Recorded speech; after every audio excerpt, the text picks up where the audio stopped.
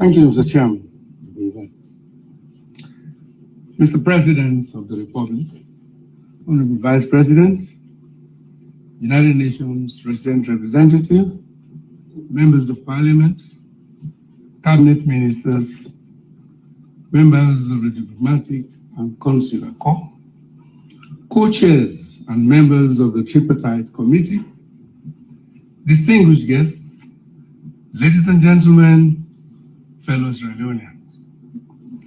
Today, we are taking another giant step in carrying forward what President Bill and I agreed in order to find a peaceful resolution to the political stalemate following the contested outcome of the June 24, 2023 multi-tier elections.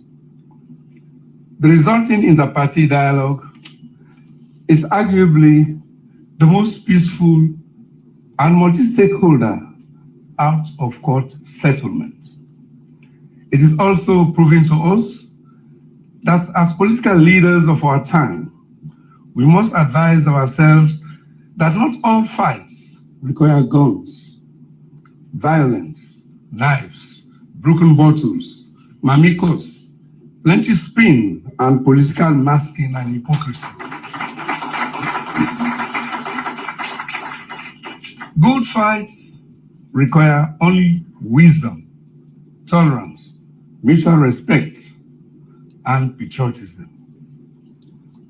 Experience suggests that there are no easy catch-all solutions to the difficulties we face in deciding how to handle deceitful, dissembling politics and economic management. There is, however, no room for complacency or despair. Here today, we are making history. Permit me to express my gratitude to the parties to the agreement, namely the government of Sierra Leone and the All People's Congress, for demonstrating a willingness to implement the agreement reached at the Bintumani dialogue. I also extend my thanks to the development partners and other moral guarantors, including the African Union, ECOWAS, and the Commonwealth, for the valuable guidance during the negotiations. It is through such collaboration and dialogue that we can strive to address the political interests and welfare of our people. Without any doubt, I can regrettably state that the political impasse that emerged after our June 24th elections has had devastating effects on our lives and the global perception on our democracy. As we launch the Tripartite Committee today, I would like to emphasize the importance of focusing on the dictates and contents of the dialogue agreement, which means that our June 24th elections are not yet over until they are over. The importance of having clearly defined and jointly agreed terms of reference by the parties to the committee cannot be overemphasized. The terms of reference will guide us in analyzing and understanding the allegations by the opposition APC party and several other stakeholders of electoral rigging malpractices made on the June 24th election processes, as well as the failure of the ECSL to publish the disaggregated election results.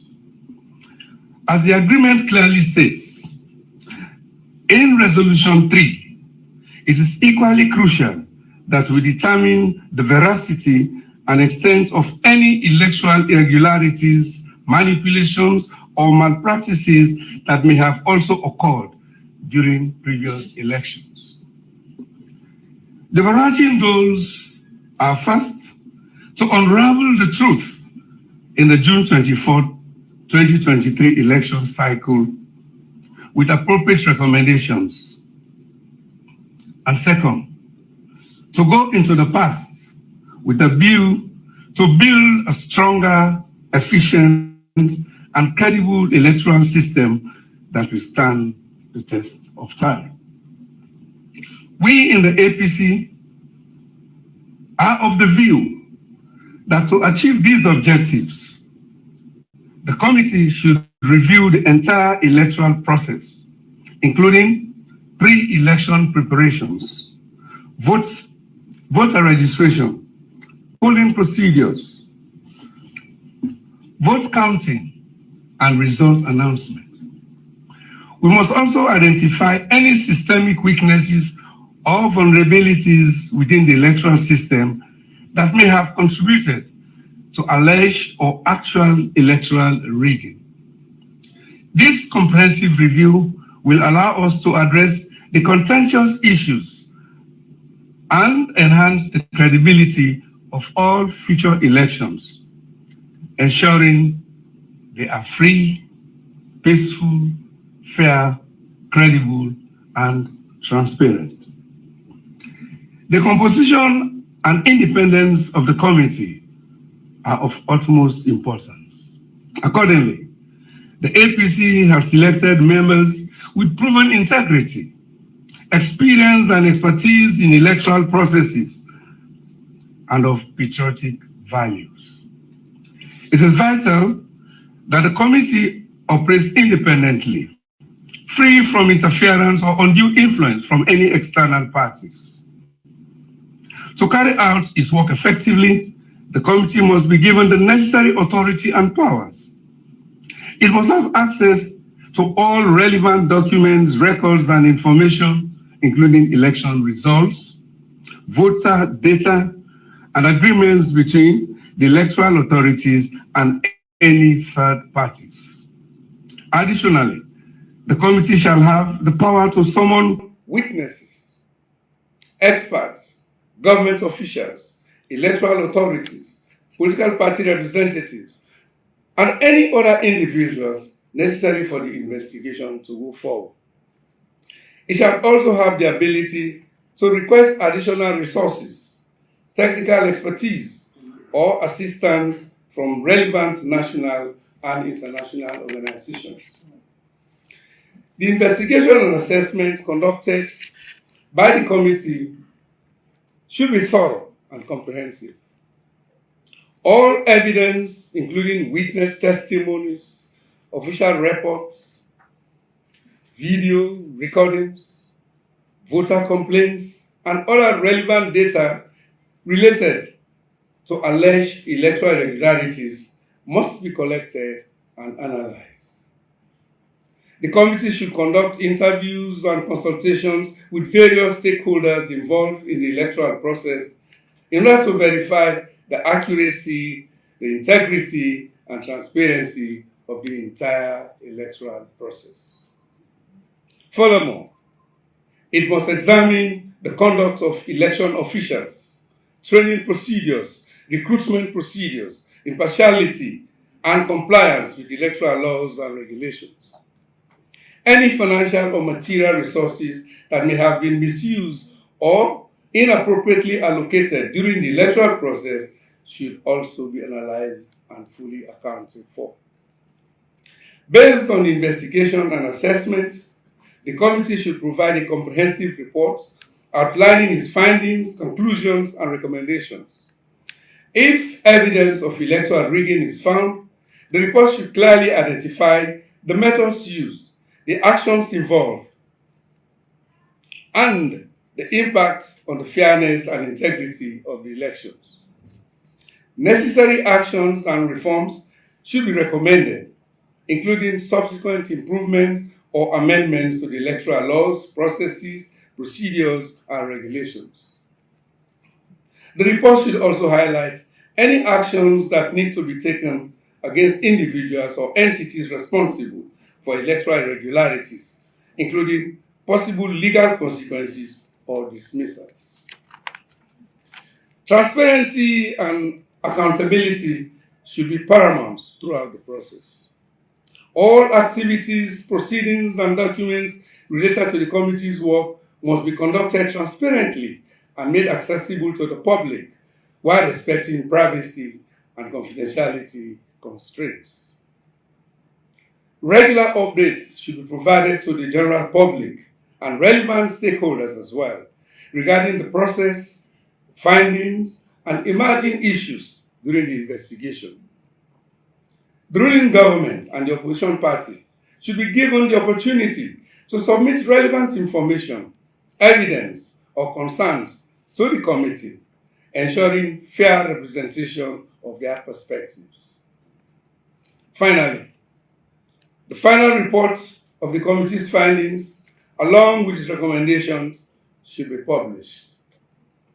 This will ensure accountability and also enable the public and other concerned citizens and stakeholders and other authorities to take appropriate action. In conclusion, I would like to reiterate the importance of the Tripartite Committee and its role in addressing the political impasse and laying a solid foundation for the democratic future of our beloved nation. This is a monumental step in rebuilding Sierra Leone and restoring public confidence in our election processes. By adhering to the terms of reference, copies of our drafts, which I will soon present, to be agreed by the co-chairs and members of the committee, we can work towards achieving a legacy of free, fair, peaceful, credible, and non-violent, transparent elections in the future. It is my hope that this committee will pave the way for a more inclusive, democratic society where the voices of all citizens are heard and respected. The committee is and must be restricted to its partners only, in tandem with the agreement, supported by accredited experts. Its meetings and deliberations are exclusively for its members. No actions or decisions must be taken by any party unilaterally. The general public can be engaged in the committee's outreach programs. I am praying that common sense will prevail so that we can win for the people of Sierra Leone and for God Almighty. We are their ultimate hope for the peace, unity, freedom, prosperity, and democracy our people so desperately yearn for. Mr. President, distinguished ladies and gentlemen, in this Tripartite Committee, we have one choice, one chance, one responsibility, and one Sierra Leone. I therefore urge the committee to uphold their sacred responsibility for the good of the people and country. Permit me also, distinguished ladies and gentlemen, at this point in time, to crave your respect and indulgence for us to be upstanding and observe a moment of silence as we remember all those who by death have been victims of electoral violence. With respect.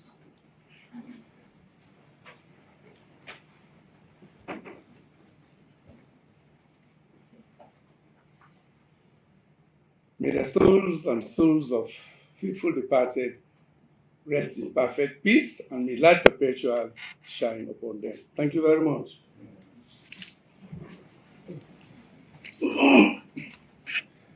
Full and urgent application of the agreement, in particular, Resolution 4, will also restore hope and confidence in our country. At this point, it is my singular honor, to now present a draft of a TOR to Dr. David Shenge for the government and UN ResRep for the development partners. I thank you so much for listening. God bless you.